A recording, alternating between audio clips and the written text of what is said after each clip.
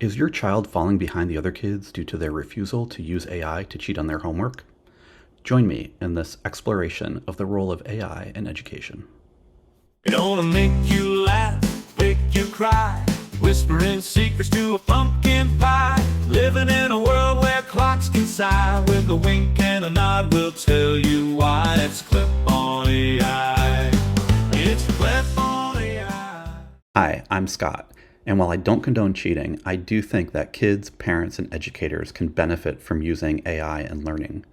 I feel so strongly about this that despite my awkwardness and lack of any production skills, I've taken the time to record this video with my thoughts about AI in education. My plan is to create 3 videos that cover 3 different aspects of AI in education. This video will focus on ways that AI is good, that students and teachers and parents can use AI to improve the way they learn, the way they teach, the way that they help their kids.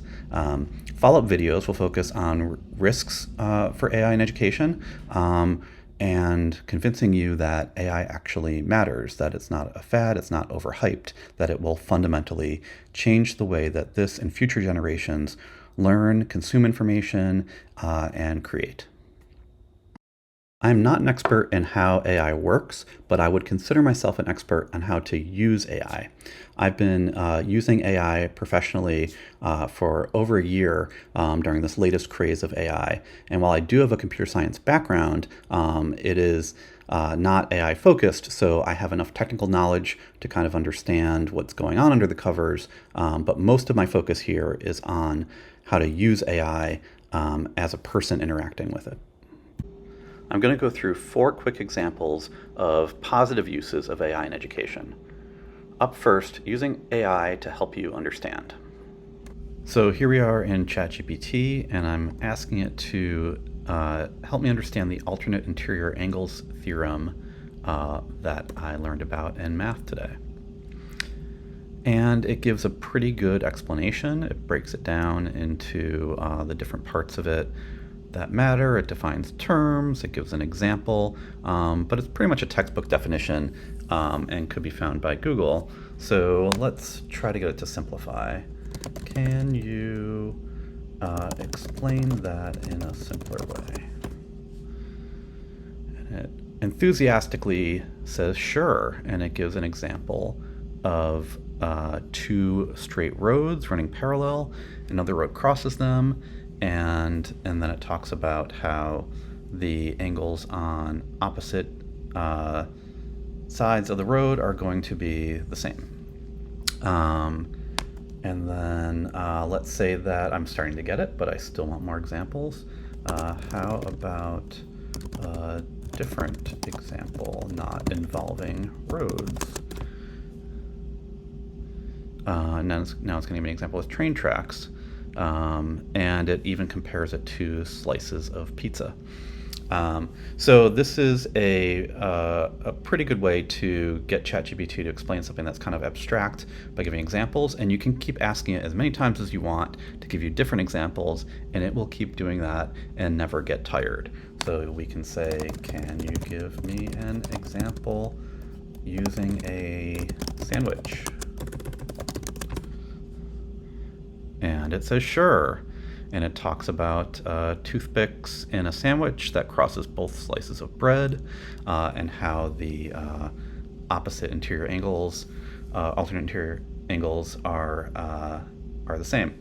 And let's say that we have trouble keeping these theorems straight. Maybe we want to say, can you suggest a way that I can remember the name of this theorem? And it gives a pretty kind of straightforward way of remembering it based on the words that are in it.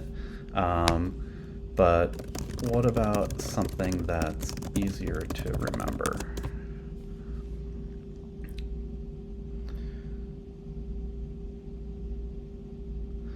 And it suggests using the catchy word I ate. And it's saying it sounds like something a pirate might shout, and you can imagine a pirate navigating through parallel islands representing the parallel lines using a map which represents the transversal. So you can use this pirate mnemonic to help remember this. And again, just like with the examples, if you don't like it, just ask it for another. Can you give me another? I'm scared of pirates. And now it says always fight angry turtles, and it's making up a story about turtles swimming in parallel swimming lanes. So for me, that works, and I will have no problem remembering the alternate interior angles theorem. ChatGPT can also interpret what's happening in an image. So in this case, I've uploaded a picture of the whiteboard from math class, and I'm asking it a specific question about part of the problem from that day. So as you can see, it's an equation that's being solved, and I'm asking about this part right here. And ChatGPT is saying that what's happening is that one of the equations is being substituted into the other equation. And from here, we could ask follow-on questions if we wanted to. This is really great if, for example, you're helping your child with their homework and there's a problem in the textbook that you don't understand or they don't understand. You can just take a picture and start asking ChatGPT arbitrary questions about it. Our second example is how students can use AI to help them plan. Okay, so we're back in ChatGPT, and this time we're telling it that we are a high school sophomore and we have a test coming up on ancient Greece. Maybe we're a student that has trouble staying organized and making a plan, so we're asking ChatGPT to make a study plan for us. What's interesting here is this is a really common way of prompting ChatGPT. You tell it who you are, then you tell it who it is, and then you tell it what you want. So what we want is a study plan, and then we're asking ChatGPT to guide us through it and quiz us. And the test is in 3 days. We only have 20 minutes at a time, so we want to divide it up. Now, I should mention here that these are all live demos, so I'm not sure what direction ChatGPT is going to go with this, but let's see what it comes up with. Okay, so it recognizes our time constraints, and it comes up with a study plan. And here's a 3-day study plan. Now, it's spitting out a lot of stuff here, and especially for a student who has trouble planning, this may be a lot. So maybe we want to tell it that, whoa, this is a lot. Let's go step by step. First, can you give me the daily plan as a table? So ChatGPT is great at creating tables. You can always ask for something as a table, and it'll format it in a more readable way. So it's telling us what to cover here. And we could continue where we're going step by step. So we could say, today is day 1. Tell me about geography of ancient Greece. And it would do that. It would take us through each topic. We could at any point say something like, let's see how I'm doing with geography of ancient Greece. Give me a quiz question. And ChatGPT will ask a question. Explains the significance of Greece's geographical location to the development of its city-states.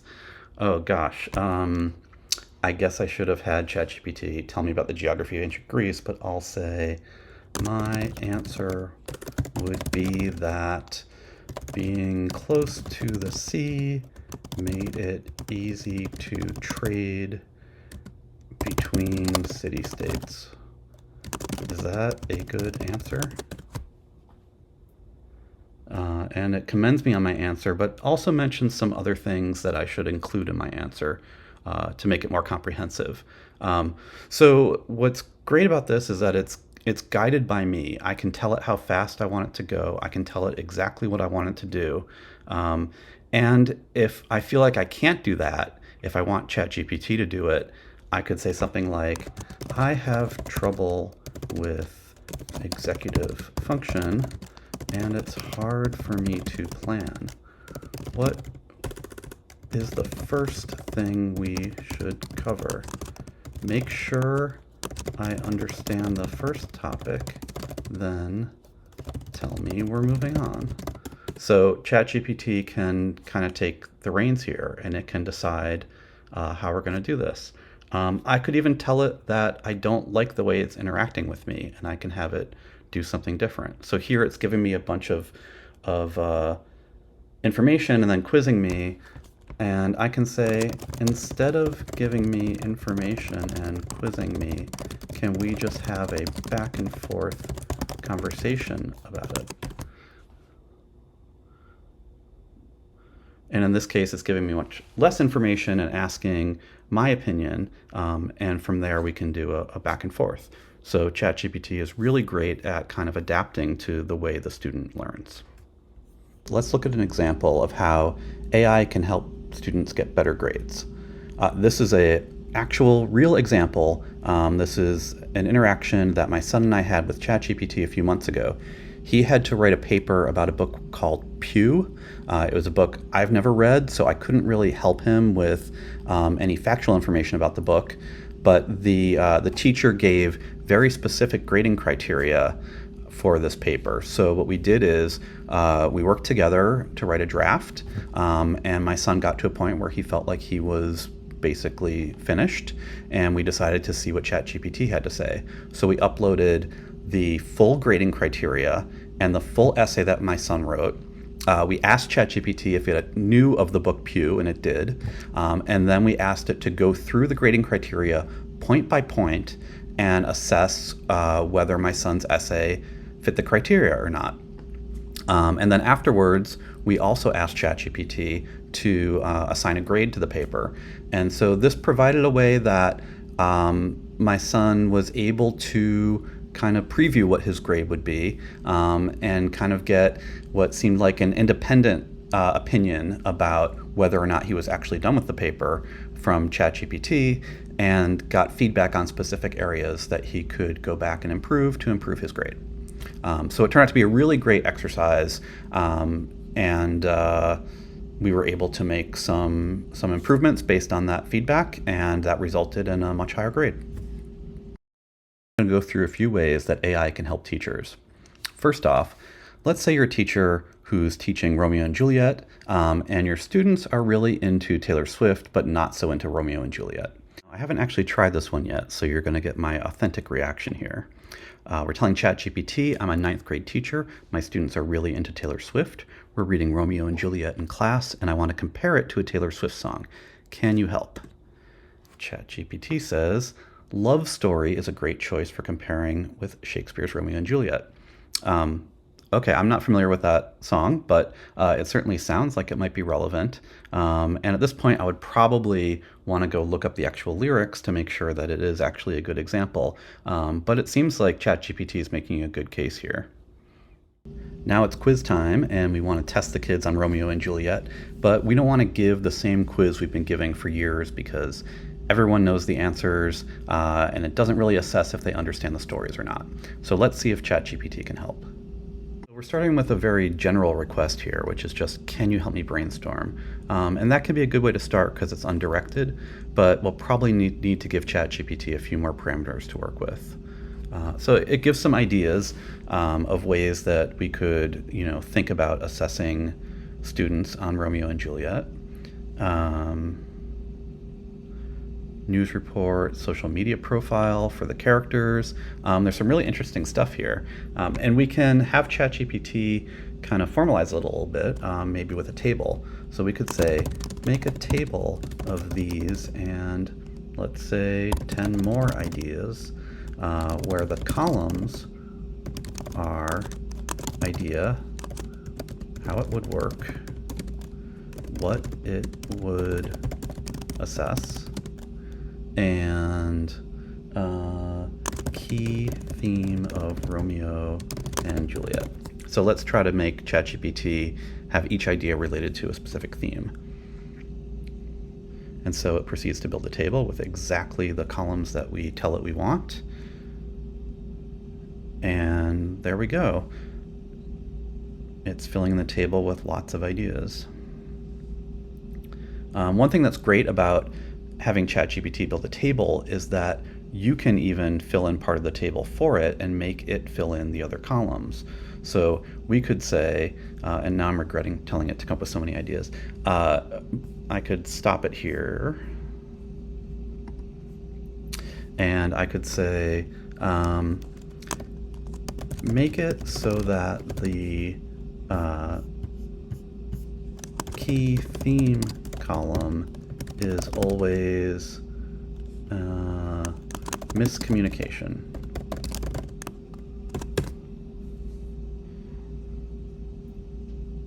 And now it's going to give me only ideas that relate to miscommunication. So I see a mock trial, creative writing, and there's an artistic interpretation idea. And now most likely these are not the specific ideas that you'd utilize in a classroom, but because it's a brainstorm, the whole idea is that it's getting you to think in some different directions, and maybe there's something ChatGPT says that sparks an idea that would work well in your classroom. A little earlier, I showed an example where a student was asking ChatGPT for planning help. And of course, teachers and parents also can use some help planning. So you can, if you have a big project you're working on, you can ask ChatGPT to help you make a plan and even to help you execute on that plan. Processing and analyzing data is basically all that ChatGPT does. I won't get into specifics here because it's a little involved, but you can give ChatGPT a spreadsheet or lots of text files or images and have ChatGPT analyze and summarize, or even just reformat the information in the way that you want to see it. And ChatGPT can create things too. It can create songs, it can create poetry, it can create math problems, it can create images. And you can also remix things. You can tell it, you don't like this image, you want it to be more serious, you want it to be a watercolor, you want it to look like it was drawn by a child. ChatGPT will take your feedback and regenerate the images as many times as you want. So those are some examples of some positive ways that AI can be used in education. If literally anybody watches this video, then I will follow up with another video about some of the drawbacks of AI and some of the risks that it has. ChatGPT is telling me that I should end this video by saying that I would like to know how you are using AI in education. So please leave comments below and share this video with students, teachers, and parents you care about. It'll make you laugh, make you cry, whispering secrets to a pumpkin pie. Living in a world where clocks can sigh, with a wink and a nod we'll tell you why. It's Klep on AI.